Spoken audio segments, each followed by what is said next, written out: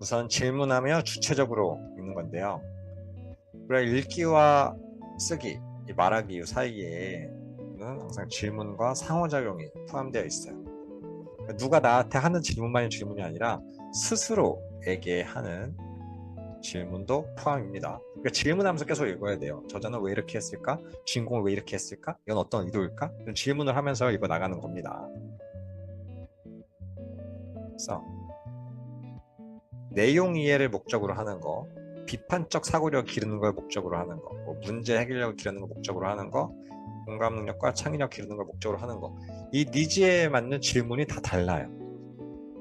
그래서 다양한 질문의 전략적 요소들을 같이 볼 건데, 내용 이해를 하는 질문은 이 저자나 글에서 전하고 싶은 메시지가 뭘까? 라고 질문하면서 읽고 가는 거고요. 비판적 사고력을 기르는 거에서는 이 주장의 근거는 타당한가? 근거 있는 내용인가? 그리고 이 문제는 어떻게 해결할 수 있을까? 문제 해결력. 나라면 어떻게 했을까? 공감하고 또 이제 내면을 하고. 그래서 이 질문들이 다 결국 물음표로 끝나는 하나의 질문의 이제 습관인데, 이 질문을 통해서 얻을 수 있는 능력도 다 다르다.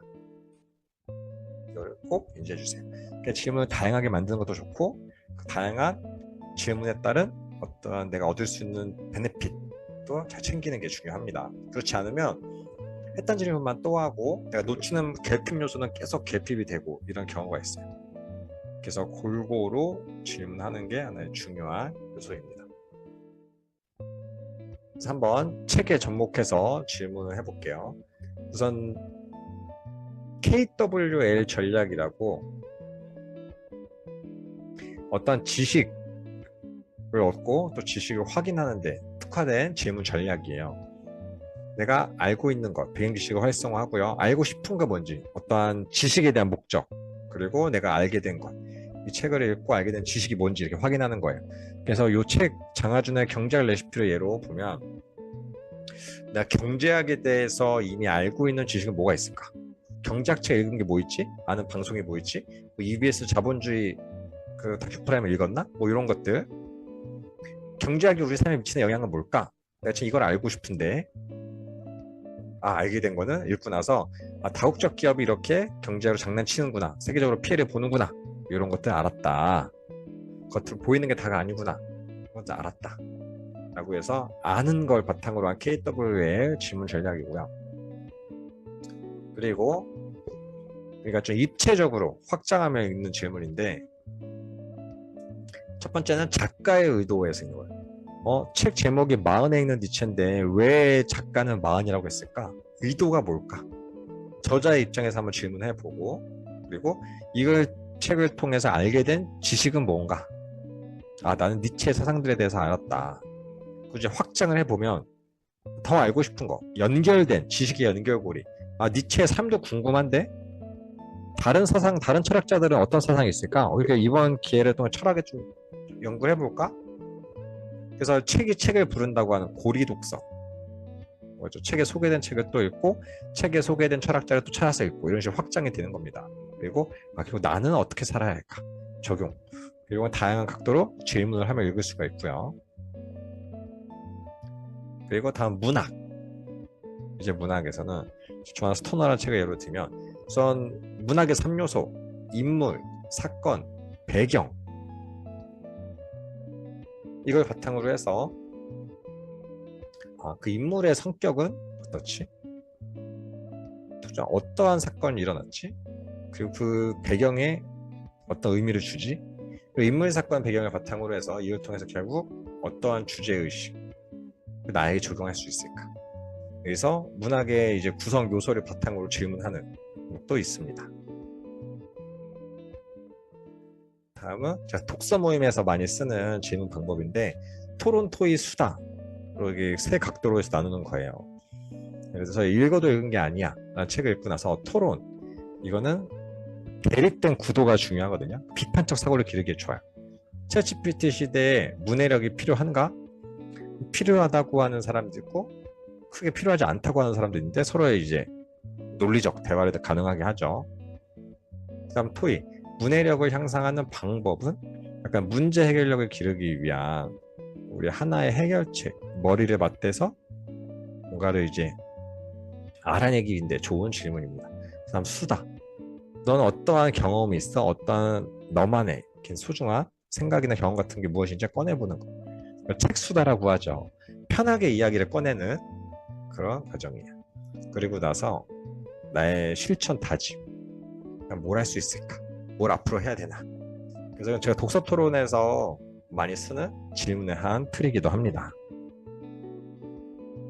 그래서 이렇게 다양한 질문법들에 대해서 이제 알아보았고요. 다음에 여러분 가장 어려워하는 비판적 사고에 대해서 좀 집중적으로 알아볼게요. 비판적 사고가 무엇이냐?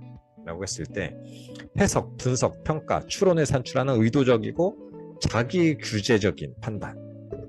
동시에 그 판단에 대한 근거가 제대로 되어 있는지, 또한 개념적, 반복론적 또는 맥락적 측면들을 제대로 고려하고 있는지에 대한 설명을 산출하는 의도적이고 자기 규제적인 판단. 말이 어렵지만 결국 뭔가 계속 규제한다는 거예요, 스스로를. 그래서 쉽게 믿지 않고 증명하려고 하고 규제하려고 하는 주체적인 태도가 바로 비판적 사고라고 할 수 있습니다. 그래서 비판적 사고 체크리스트를 한번 보면 사실인지 의견인지, 이게 정말 팩트인지 아니면 이 저자의 의견인지 구분하는 거, 그리고 그 주장이나 정보원의 출처 확인하기, 그리고 진술의 정확성 평가하기, 주장이나 어떤 편견이 있지 않은지 탐지하기, 그리고 논리적 비일관성, 이랬다 저랬다 하지 않는지 평가하는 거예요. 그래서 이거는 실제로 미디어 리터러시, 가짜뉴스 예방에도 많이 쓰이는 비판적 사고의 체크리스트 틀입니다. 이걸 이제 읽기 우리 책으로 가지고 오면 장아찌나 경제학 레시피에는 이러이러한 나라들 경제 피해, 선진국으로 인한 피해가 있는데 그게 사실인지, 그리고 그게 선진국의 횡포라는 근거는 무엇인지, 나라별 경제 상황은 정확하게 와 있는지, 그리고 이분이 계속 이런 결의 나름의 성향을 갖고 있는데 어떤 편견이 있진 않은지, 그리고 일관적으로 주장하고 있는지, 이런 요소들을 점검하며 볼 수가 있습니다. 그래서 아까 가짜뉴스 얘기 잠깐 드렸었는데 결국은 우리가 허위 정보를 계속 경계해야 되는 시대가 됐어요. 그래서 허위 정보, 가짜뉴스에 대해서 계속 우리가 경계해야 되는데 결국 자료의 출처, 그에 대한 확인하고요. 그리고 다른 사람들은 뭐라고 하는지 비교, 크로스 체크, 시야를 넓게 하는 게 중요하고요. 그리고 어떠한 누군가의 의익, 특히 뭐 돈 문제 같은 거, 의도, 사상에 대한 전념 등이 담겨져 있지 않은지, 그리고 적어도 바로바로 댓글 작성하거나 SNS 공유하는 것들, 아웃풋하는 거에서는 좀 신중하게 할 필요가 있다. 이 틀 꼭 기억해 두시고요. 비판적 사고는 결국 우리가 지금 살아가는데 허위 정보로서 우리를 지키는 굉장히 중요한 능력이기도 합니다.